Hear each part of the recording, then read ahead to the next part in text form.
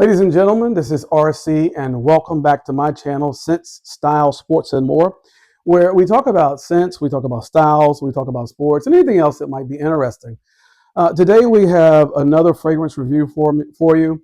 One of my first offerings from this particular house. I have four others. This one just came a couple days ago. So I did have a chance to test it out, and I want to share with you my process for testing out a fragrance. Typically, after showering at night, I'll apply the fragrance, and I'll usually give about 30 minutes to see how it progresses through the different stages. And then in the morning, I like to see how the fragrance is still lasting, and if it's, at that point, if it's a skin scent or if it's something that would need to be reapplied. Now, based on the scent, if it's more of a wintry fragrance, then I won't reapply it during the summertime. But then I'll just, if something I decide to wear during the daytime, I may put it on later that afternoon just to come back and give the fragrance another shot. So I initially tried this one at night and came back in the morning, and then I sort of started to formulate my notes and my thoughts about this particular fragrance.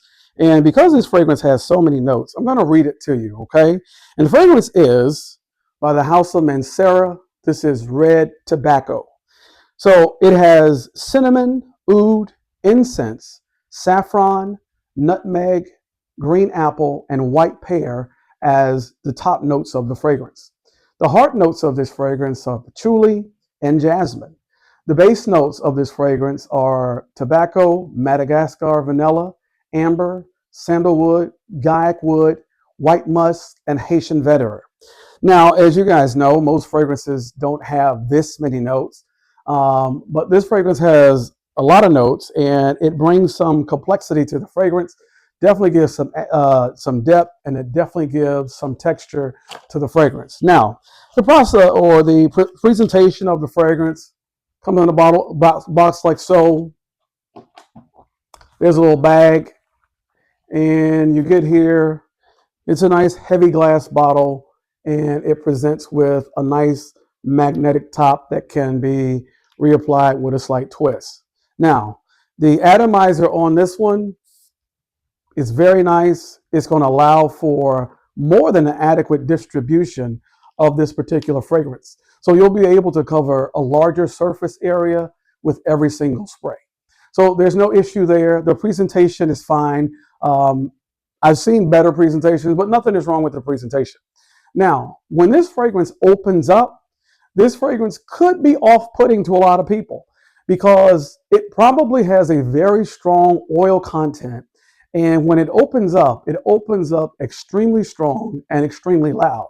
Now, if you're into the sort of deeper fragrances, then you're absolutely going to love it. And if you're a person that likes more of a nuclear type fragrance that projects really well, you're absolutely going to love it. If your thing is freshies and more powdery fragrances, then this one is probably not for you. So when this fragrance opens up, the fruit that was mentioned, honestly, my nose does not pick up on any of that. Now, I will admit that my nose is different than you guys. So what I'm picking up on right off the bat, the fragrance presents to me as a little bit more of a linear fragrance where right off the bat, I'm getting the saffron, I'm getting the vetiver, I'm getting a small amount of the cinnamon, but I'm getting a lot of the tobacco, and it's more of a rough type tobacco, not like some fragrances that have more of a smooth presentation, but this is a strong, robust tobacco that is definitely going to project. Now, this is definitely 100%, in my opinion, a winter fragrance. Definitely for cooler weather, but probably would do exceptionally well in cold weather.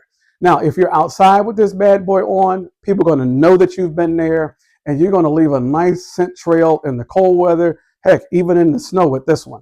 Because when it says red tobacco, it actually brings a lot of heat with this fragrance.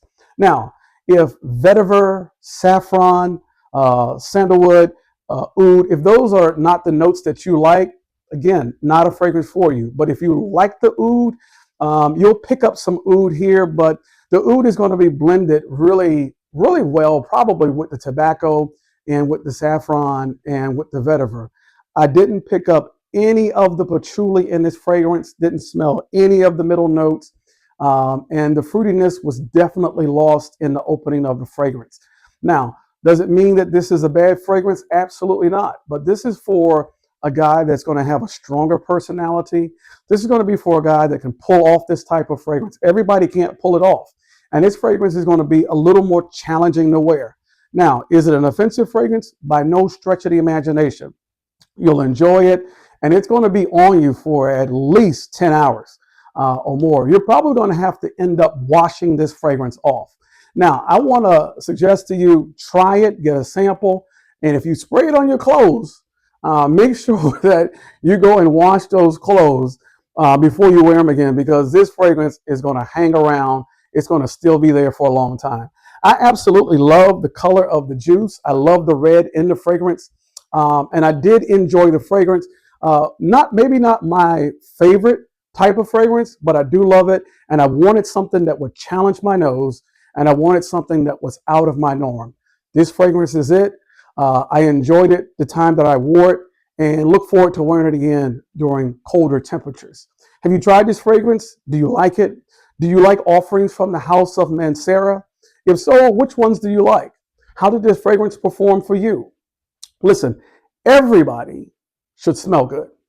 And please remember, it's not how you start, it's how you finish.